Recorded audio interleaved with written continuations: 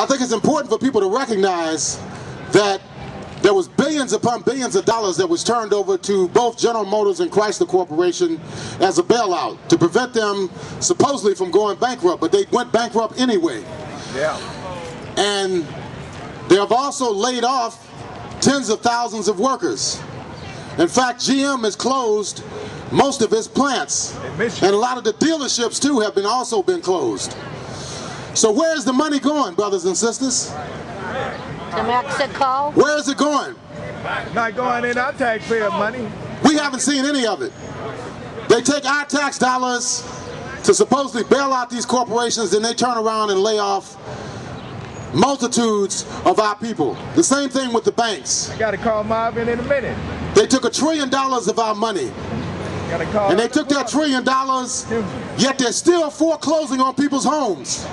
People are still losing their homes every day. In fact, the foreclosure rate went up after the bailout. It didn't go down.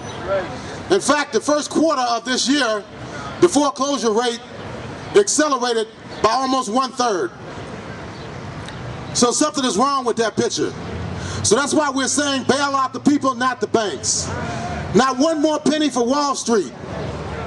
We need jobs and we need relief. The people have to be bailed out. And that's what the Bail Out the People movement is about, and that's what the People's Summit is about. So that's what we have to do, brothers and sisters. Now, one other aspect of this whole economic crisis, of course, is also the ongoing endless wars in Iraq and Afghanistan. We have a defense budget of over $700 billion, which is unsustainable. It makes no sense whatsoever. The real threat to the people of the United States is coming from Wall Street. It's not coming from the Middle East.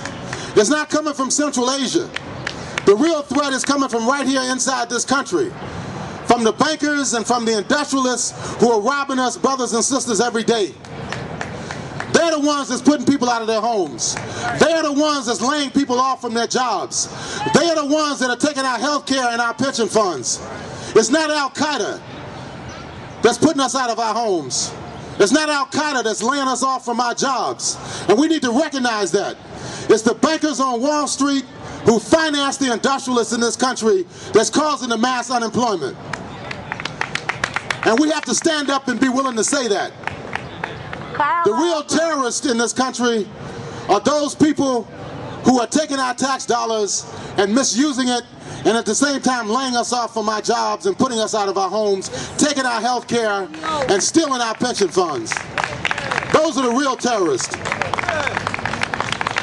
Also, the question of our immigrant workers, fellow immigrant brothers and sisters who are workers, who only come to this country to make a living. They only come to this country to get a job. And most of them have jobs that pay below minimum wages. They work more than 40 hours a week. Most of them have no health insurance and no benefits. And the capitalists and the imperialists who run this country try to make us believe that the immigrant workers are a source of the problem that create unemployment in this country. That's totally false, brothers and sisters. It's not the immigrant workers that are throwing us out of our jobs. Not at all. It's the people on Wall Street and their surrogates who are running the manufacturing sector in this country. It's not the immigrant workers that are laying us off. It's not the immigrant workers that are putting us out of our homes. It's not the immigrant workers who are involved in undermining the living conditions of people here in this country. So we have to understand that, and we have to understand that very, very clearly.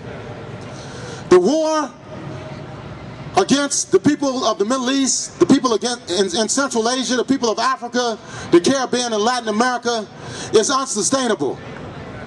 They create false enemies in order to justify the cutbacks on our living standards here in this country. They tell us that it takes $700 billion a year to defend us against terrorism, when in fact they do nothing to keep us in our homes and to keep us on our jobs and to keep our health care and our pension funds. There's something wrong with that picture.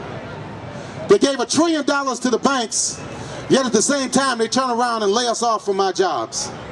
So brothers and sisters, we have to be aware that the real enemy is not the enemy that they say is the real threat.